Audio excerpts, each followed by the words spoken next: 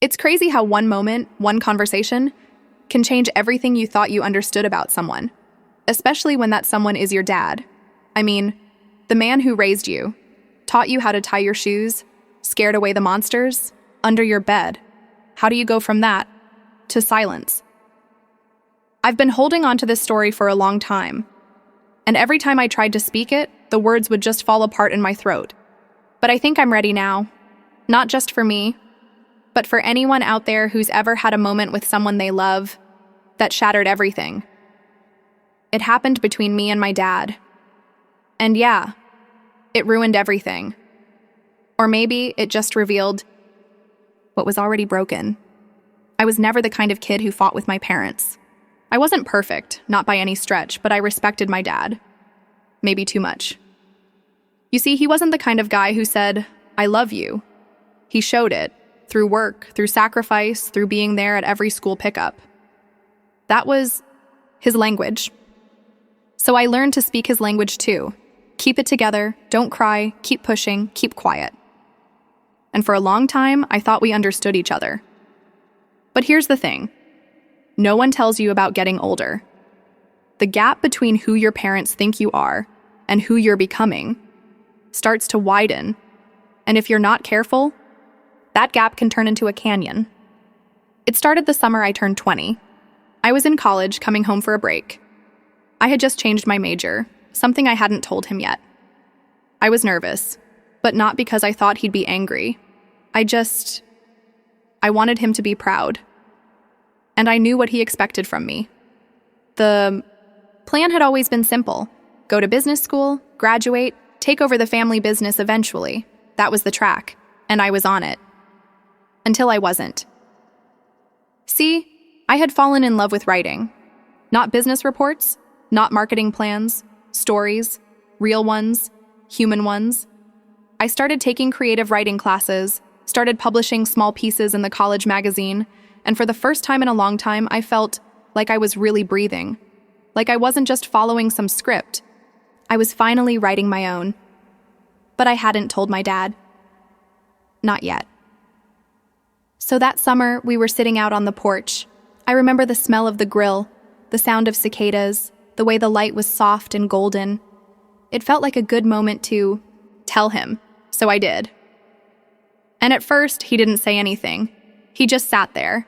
Then he stood up, didn't look at me, just walked over to the grill, flipped something that didn't need flipping. And finally he said, "Why?" One word, but it felt like a wall slamming down. I tried to explain. I told him I wasn't quitting school, just changing direction, that I wanted to write, that I needed to, that I had found something that made me feel alive. But he just shook his head. And then he said something that hit me like a punch I never saw coming. He said, "So you're throwing your life away?" I laughed, not because it was funny, but because I didn't know what else to do. I said, "Dad, I'm not throwing anything away. I'm trying to build something real."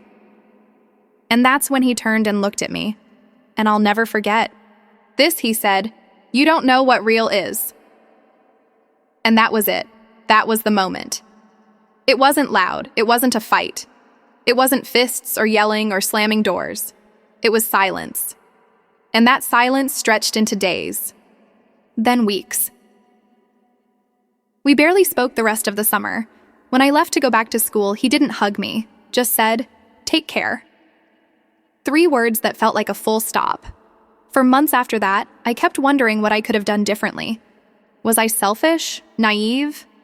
Was I wrong for wanting something more? Something different? I talked to my mom. She told me he was just hurt, that he had built his whole life around providing a path for me, and now he felt like I was walking away from everything he worked for.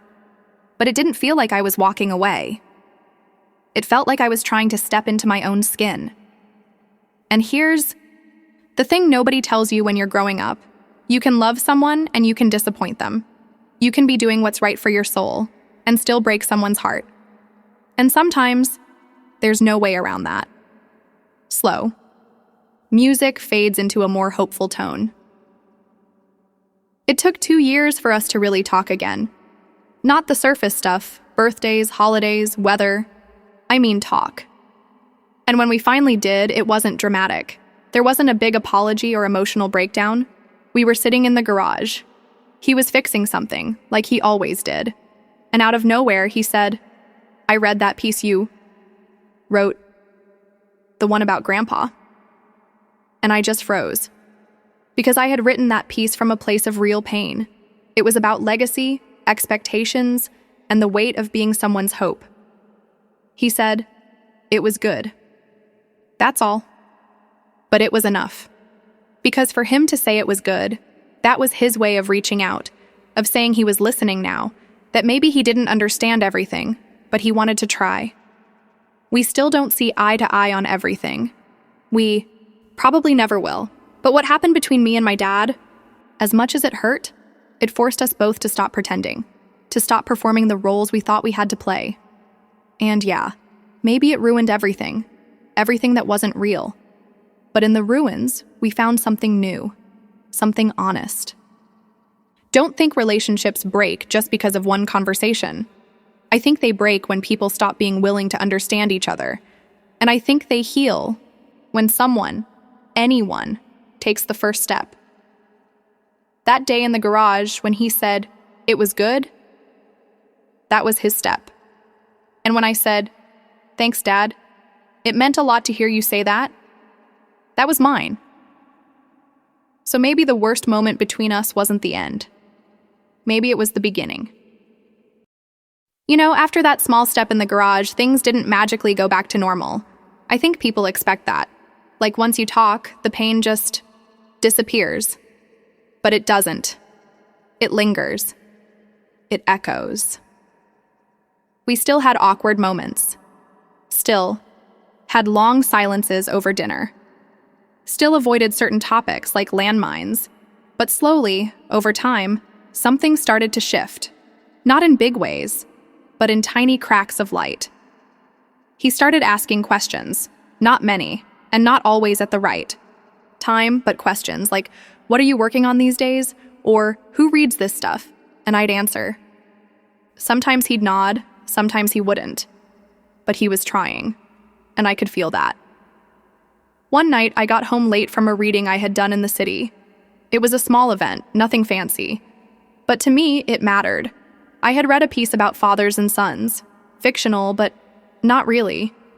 You know what I mean? I came in through the back door, thinking everyone was asleep. But there he was, sitting at the table with a cup of coffee, just staring at nothing. And he said, without looking at me, "Was it about me?" I sat down, slowly, took a breath, and I said, "Parts of it." He didn't say anything for a long time, just nodded, then finally said, "I see." That's all. But that moment felt bigger than any apology, because what he was really saying was, "I know I've hurt you, and I'm starting to understand why." The thing is, my dad never had a dad who listened, or talked, or asked him what he wanted. His father was hard, cold, distant. So my dad taught himself how to be a provider, how to be a wall no one could break. That's how he learned to love. Quietly, sacrificially.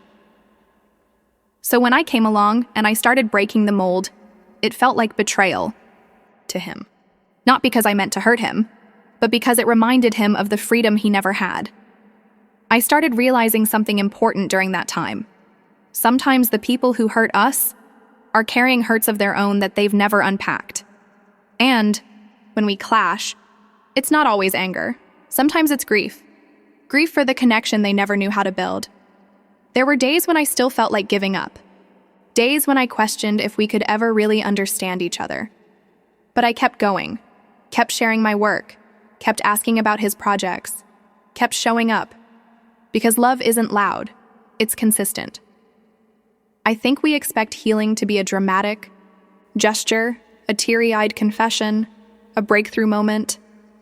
But sometimes, healing looks like sitting in the same room, in silence, and staying.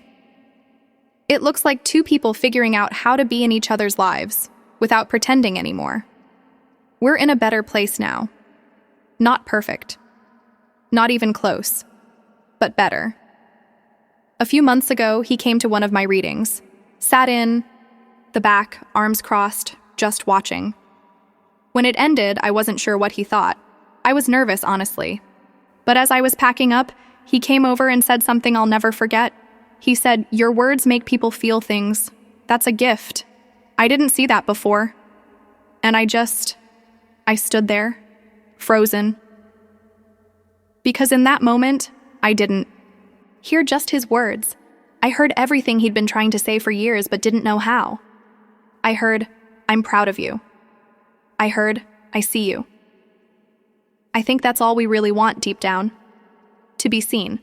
Not just for what we do, but for who we are, for what we carry, for what we dream. My dad and I, we still clash sometimes.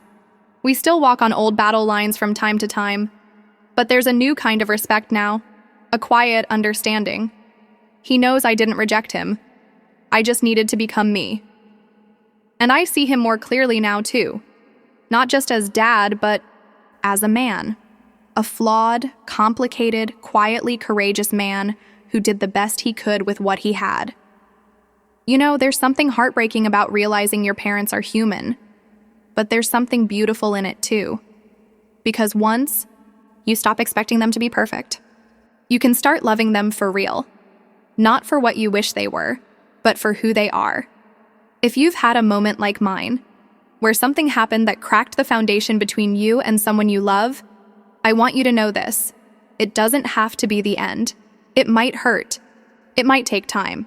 It might never look the way it did before.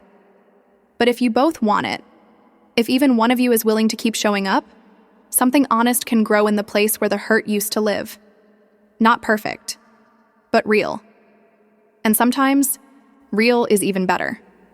I'm heading to visit him now. We don't talk about everything. Some things stay unsaid, but that's okay.